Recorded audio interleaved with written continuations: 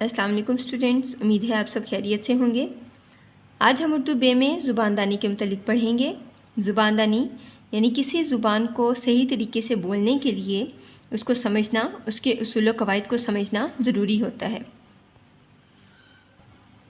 जब हम उस ज़ुबान को उन अल्फाज को ठीक तरीके से सही तरीके से बोल लेते हैं तो इसका मतलब है कि हम उस ज़ुबान का उन अल्फाज का सही तलफ़्फ़ुज़ अदा कर रहे हैं। सबसे पहले है तलफ़्फ़ुज़। ज़ुबानदानी में तलफ़्फ़ुज़ की अहमियत सबसे ज़रूरी है।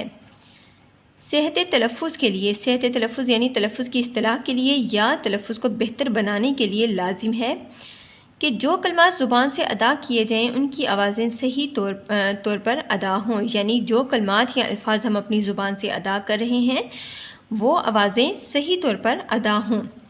उसके लिए सबसे ज़रूरी होता है एराब। किसी लफ्ज़ का सही तलफ़्फ़ुज़ फ़क़्त उसके तरकीबी हरूफ की इनफरादी आवाज़ों तक महदूद नहीं होता। यानी जब हम कोई लफ्ज़ अदा कर रहे होते हैं तो उसमें दिए गए उसके तरकीबी हरूफ की इनफरादी आवाज़ों तक उसका तलफ़्फ़ुज़ महदूद नहीं होता, बल्कि उसके लिए एराब, हरकत, सकनात का लिहाज लाजमी होता है। यानी उसके लिए एराब और हरकत वगैरह का ख्याल रखना ज़रूरी होता है। इसलिए कि किसी हर्फ की इनफरादी आवाज़ सही मालूम हो जाने से इस बात का इल्म नहीं होता कि इस हर्फ पर ज़बर है या ज़ेर। उर्दू में ज़ेर, ज़बर, पेश, सुकून, मद, शद को एराब कहा जाता है। अब इन एराब को जो ज़ेर, ज़बर, पेश, सुकून, मद और शद हैं, साथ में इनकी इलामतें भी दी गई हैं। और अलिफ वाव छोटिए और बड़िए को हुरूफ़े इल्लत कहते हैं। किताब में हुरूफ़े इल्लत की तादाद तीन दी गई है, लेकिन हुरूफ़े इल्लत की तादाद 4 होती है। बराए करम आप इसको अपनी किताबों पर दुरुस्त कर लीजिएगा। हुरूफ़े इल्लत को अहले ज़ुबान मुसव्वते भी कहते हैं। हुरूफ़े इल्लत का मफ़हूम है हरकत। हुरूफ़े इल्लत यानी वो हरूफ जिनको हम इंग्लिश में वॉवल्स बोलते हैं, वो हरूफ जो किसी लफ्ज़ के दरमियान में आते हैं तो उनकी आवाज़ ज़ाहिर नहीं की जाती, यानी उनकी अपनी अलग से कोई आवाज़ नहीं होती। आगे हम एराब की मश्क करेंगे। लफ्ज़ है उख़ुवत।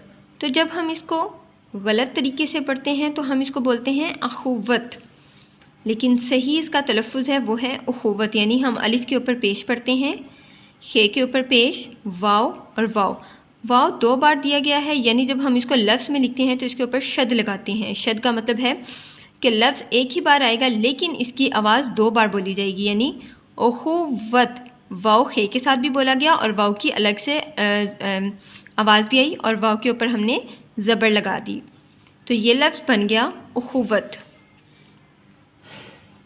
गलत तलफ़्फ़ुज़ है जर्स, जबकि सही तलफ़्फ़ुज़ है इसका जरस। जरस यानी जीम के ऊपर भी ज़बर है और रे के ऊपर भी हमने ज़बर लगाई है। ये जर्स नहीं बल्कि जरस है, जरस। इसका मतलब होता है आवाज़ पैदा करना, गूंज या घंटी वगैरह। अंधेरा, अंधेरा, अंधेरा। नून की आवाज़ को ज़्यादा खींचकर या दबाव से नहीं पढ़ना बल्कि पढ़ते हैं अंधेरा। फिर लफ्ज़ है इस्तकबाल। ये गलत तलफ़्फ़ुज़ है, सही तलफ़्फ़ुज़ है इस्तिकबाल, यानी ते के नीचे ज़ेर है। हजम, हजम, ये सही तलफ़्फ़ुज़ है इसका हजम। किताब में पेश दी गई है हे के ऊपर, लेकिन सही तलफ़्फ़ुज़ में इसकी हे के ऊपर ज़बर है, पेश नहीं है, ये ज़बर है। ये अरबी का लफ्ज़ है जिसका मानी होते हैं जिसामत। तो ये लफ्ज़ है हजम। आगे है लफ्ज़ असूल। ये असूल गलत तलफ़्फ़ुज़ है। सही तलफ़्फ़ुज़ में हम अलिफ के ऊपर पेश पढ़ते हैं, पेश की इलामत आती है और इसको हम पढ़ते हैं उसूल। आगे है उफ़क़, यानी अलिफ के ऊपर पेश, फे के ऊपर ज़बर, तो ये बन गया उफ़क़। ये गलत तलफ़्फ़ुज़ है। जब सही तलफ़्फ़ुज़ पढ़ते हैं तो हम पढ़ते हैं فے کے اوپر پیش، تو یہ لفظ بنتا ہے افق۔ ہنسنا، ہنسنا یعنی اچھا، اچھی یا بہترین، تو یہ لفظ ہوتا ہے حسنہ۔ سین کے اوپر جزم نہیں آتی، سکون کی علامت نہیں آتی، بلکہ اس کے اوپر زبر کی علامت لگائی جاتی ہے، تو یہ لفظ بن جاتا ہے حسنہ۔ اسی طرح آگے ہے انتخاب، تو لفظ ہے انتخاب، یعنی تے کے نیچے ہم زیر کی علامت لگاتے ہیں، تو یہ لفظ بن جاتا ہے انتخاب۔ اخلاق، آگے ہے لفظ اخلاق۔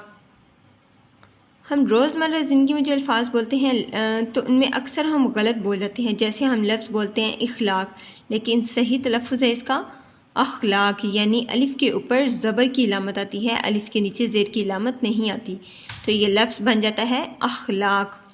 پھر ہے جمود، جمود کا مطلب ہوتا ہے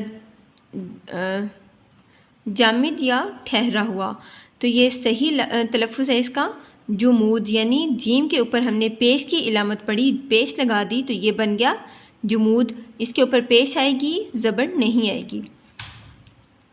اس کے بعد ہے انقلاب، ہم بولتے ہیں انقلاب، عام روزمرہ زندگی میں جو لفظ بولتے ہیں وہ بولتے ہیں انقلاب، اکثر غلط بول جاتے ہیں، تو صحیح تلفظ ہوتا ہے اس کا انقلاب، یعنی کاف کے نیچے ہم نے زیر کی علامت لگائی۔ پھر ہے تلاوت، یہ غلط تلفظ ہے، صحیح تلفظ ہوتا ہے تلاوت، یعنی تے کے نیچے زیر کی علامت آئے گی۔ پھر ہے حرج، حرج صحیح تلفظ ہے اس کا حرج، یعنی ہے کے اوپر بھی زبر، رے کے اوپر بھی زبر، تو یہ بن گیا حرج، یہ حرج نہیں ہوتا، رے کے اوپر سکون کی علامت نہیں آتی بلکہ زبر کی علامت لگائی جاتی ہے۔ پھر لفظ ہے تندرستی، جب ہم اس کو بولتے ہیں، پڑھتے ہیں تو ہم لکھتے ہیں بولتے ہیں تندرستی، تو صحیح تلفظ ہے اس کا تندرستی، یعنی دال کے اوپر ہم نے پیش کی علامت پڑھی۔ پھر ہے لفظ امتحان، یہ غلط تلفظ ہے، تو صحیح تلفظ ہوتا ہے امتحان، تے کے نیچے ہم نے زیر کی علامت لگانی ہوتی ہے، بلکہ تے کے اوپر زبر نہیں آتی، تو تے کے نیچے زیر کی علامت لگانے سے یہ لفظ بن جاتا ہے امتحان۔ جی اسٹوڈنٹس، یہ تھا ہمارا آج کا کام، آپ نے اس کو پڑھنا ہے، اس کو یاد کرنا ہے، سمجھنا ہے۔ اگلے سبق تک کے لیے اللہ حافظ۔